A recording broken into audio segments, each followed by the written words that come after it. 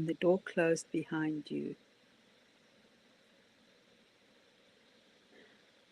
you were outside.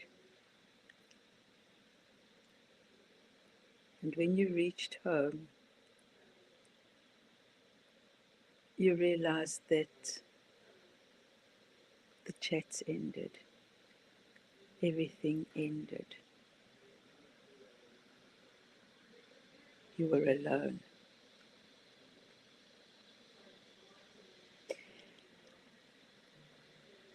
And you sit outside and wonder, what now? Does anyone see me now?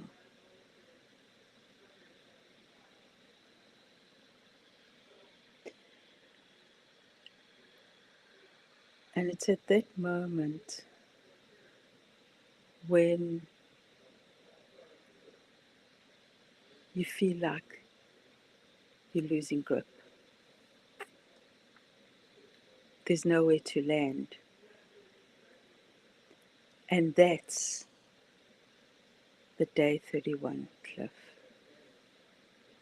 It's the free fall from when the container ends to when you finally find your feet. It's that moment or that period where the ground underneath you is shifting somehow, or you don't feel any ground at all.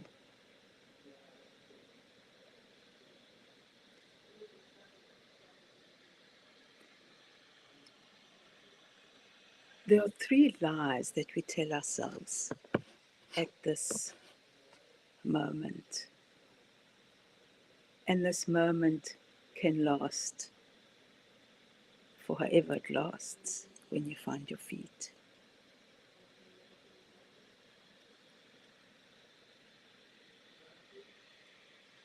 And the first one is,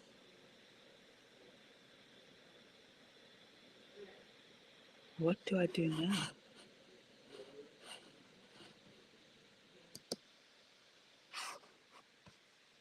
Because I did the work. I shouldn't be feeling like this. And you did. All the journaling was done, the journaling, the breakthroughs, the time together, the connections and the circles. Everything was done. And it was. And you got breakthrough after breakthrough after breakthrough. And it was great. And when one day, after you've left the container, your program, and it's at this moment, the day 31 cliff, you're walking through the supermarket. It's a normal day. And suddenly your chest tightens and you feel like you want to run away. And it's anxiety or fear or whatever it is, it just builds in your body. And the things we tell ourselves immediately at that moment is, what's wrong with me? What's wrong with me? Why I shouldn't be feeling like this? Why am I feeling like this? I've just done all the work. I've done all the work. I've done this. I know this. Why am I feeling like this?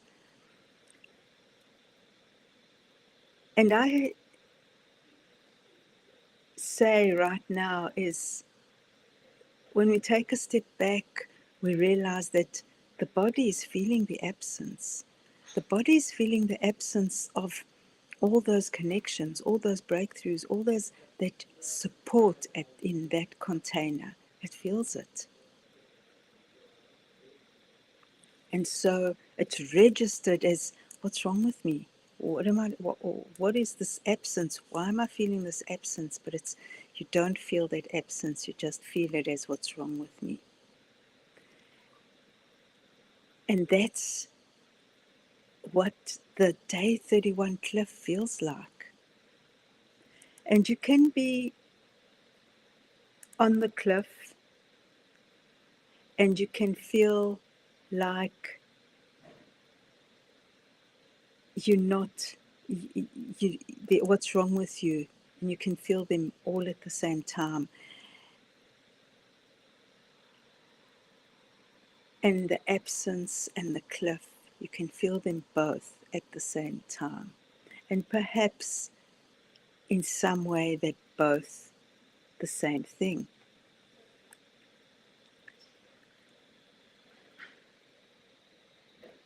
And here we need to remember that there's nothing wrong with us.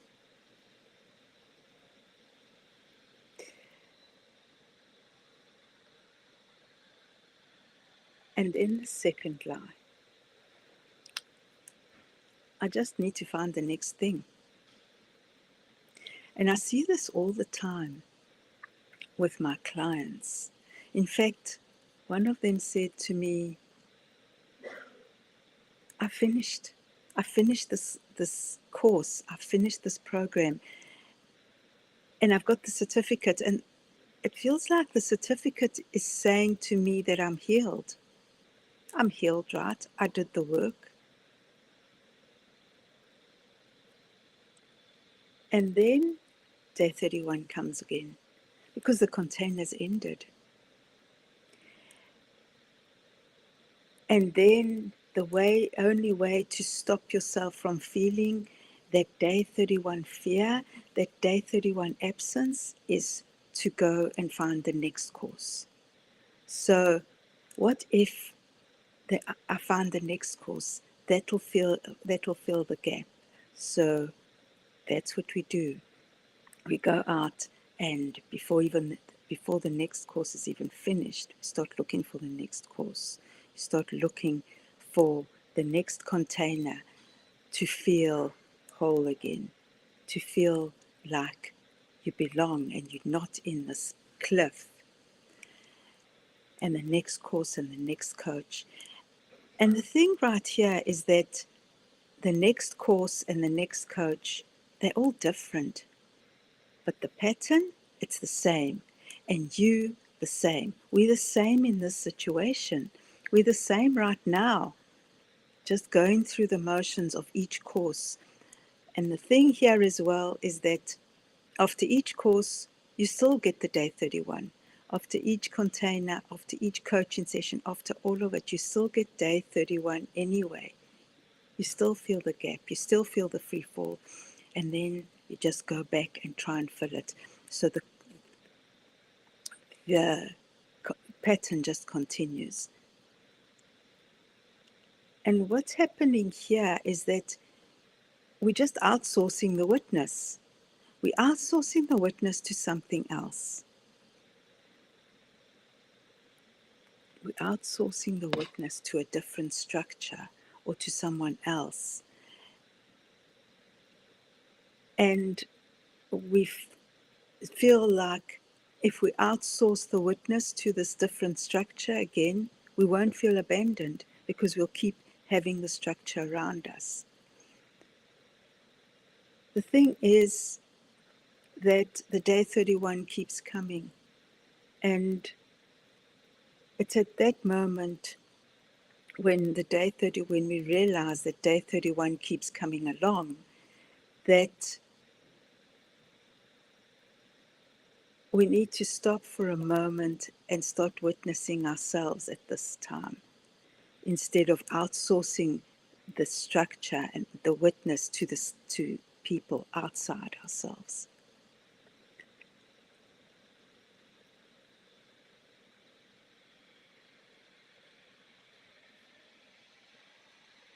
Because in the end, we have to witness ourselves in this moment and realize who we are in this moment. And then we have then we have the third one.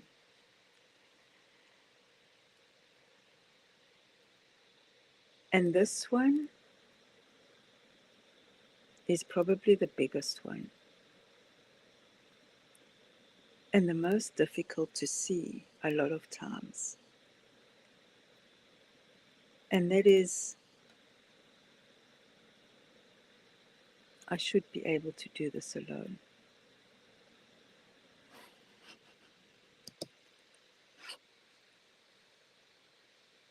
I'm an adult, am I not? And then you say to yourself, I'm an adult. I should be able to do this alone. So get on with it, handle it, sort it out, deal with it. And it was also here when a client said to me, I have the certificate, and the certificate says I'm healed.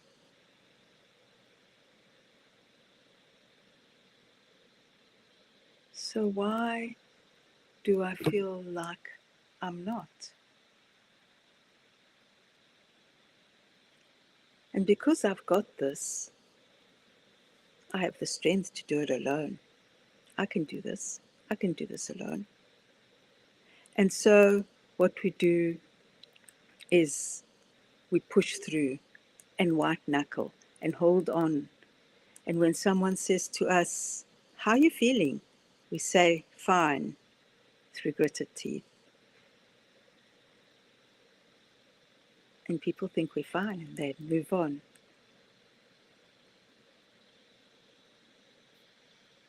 And then we feel like, wow, I don't know if I can do this alone. And again, then that voice starts saying, you're healed. There's a certificate. It's staring at you. You have, it's staring at you. It's like screaming at you that you're healed.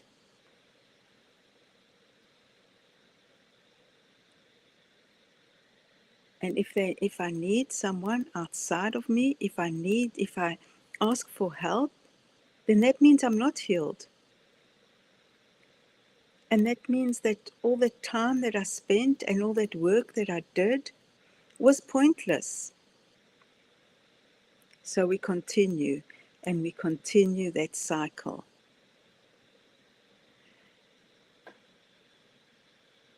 And then one day we realize that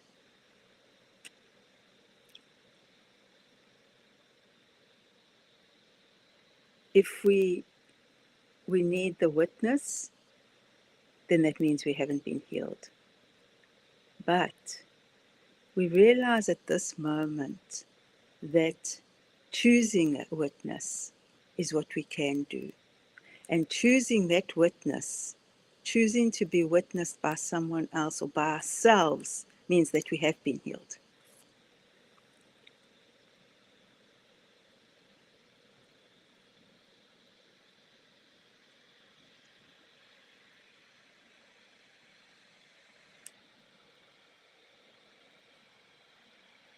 And now,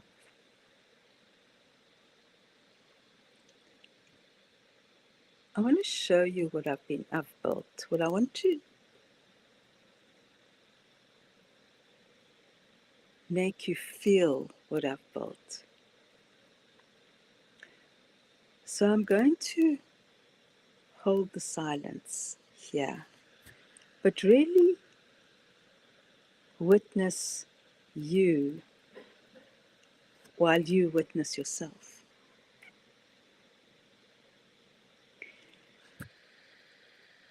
And if you're on the day 31, stay.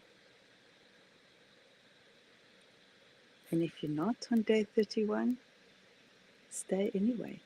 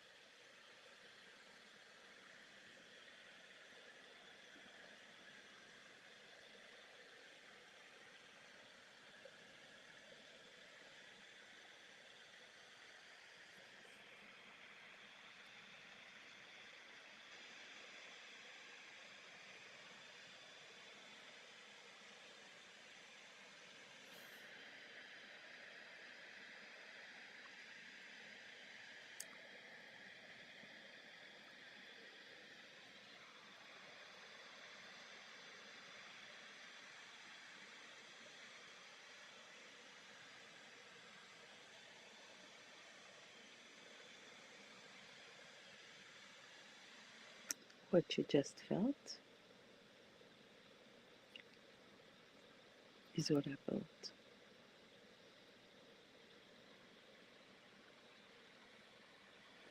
I lived Day 31 Cliff many times. I built the brake fear decoder because I needed it. I saw the gap, the free fall from the door closing and finding your feet, and I refused to leave it empty. I built it because that's what I needed right then for myself.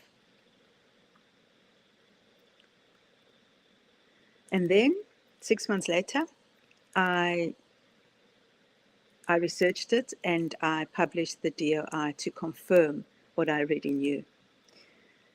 So the DOI is it's an academic record, so you can go and check it out if you want to read the research. And I saw that the Day 31 cliff is real. So the data says so, but my body already knew about it even before I researched it. So the Break Fear Decoder, it's a sovereignty experience. So it's a witness present when you are. You arrive with a question, and the Break Fear Decoder meets you there, where you are, 3 times a week.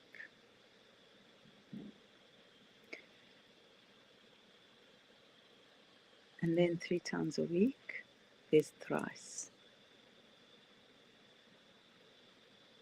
Thrice is an hour where I witness you, you witness yourself,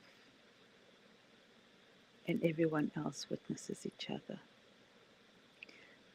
There's no performance, no expectations, no introductions, just pure presence and feeling the witnessing away from any isolation that you may feel in this time.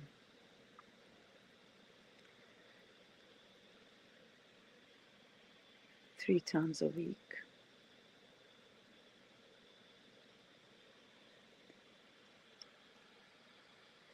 The Break Fear Decoder walks alongside your practice or your coach or your therapist. But all those things close at 5 p.m. The Break Fear Decoder is there still. It's there at any time. At 6 p.m. or at 3 a.m. when you wake up in the middle of the night, wondering what's wrong with you or wondering what the point of it all is. The Break Fear Decoder is there, witnessing you. And with the Break Fear Decoder, you arrive with your question and it witnesses you there It also gives you a protocol to change the energy right then, right now. Because with insight's great, it's exciting. But insight is pointless without some kind of action. And I know that from experience myself. I've always loved to write and I've journaled all my life. And I realized that all the piles of journals I had, many of them had the same kind of theme running through them, the same kind of angst or pain within the situation. And only after taking action, I realized the shift within the change within the language and the change within the journaling itself, where you can actually see how things change, and you can see the shift within yourself, and then you can see the shift within your world. And that's one of the most exciting things. Is so many times we ask the question, and that's what I worked with the Break Fear Decoder, and I realized that too, was we ask the question, and the answer is so easy to point outside, but the answer here, the insight always points us back to ourselves. And because then it's at that moment that we can witness ourselves, we've been witnessed, but we can also see who we are within that situation. And that changes everything. With the small protocol, we just do some small action and everything changes again, because we're seeing it from a different perspective and we're looking at it, and of course it changes because we've just looked at it. So the Break Fear Decoder, a witness, it's present on day 31 and every other day until you find your feet. It's confidential, it's yours, whenever you need it. It's there when you need it, whenever you need it. And then 3 times a week, thrice, the silent room. $97 a month. Now, I also created Isvella, who is the Break Fear, Find Freedom ecosystem concierge. And she has all the answers. So if you have any questions about the Break Fear Decoder or anything else, you can just ask her and she'll tell you all of it. She even has a bit of a personality. So the link is below for the Break Fear Decoder and Isvella.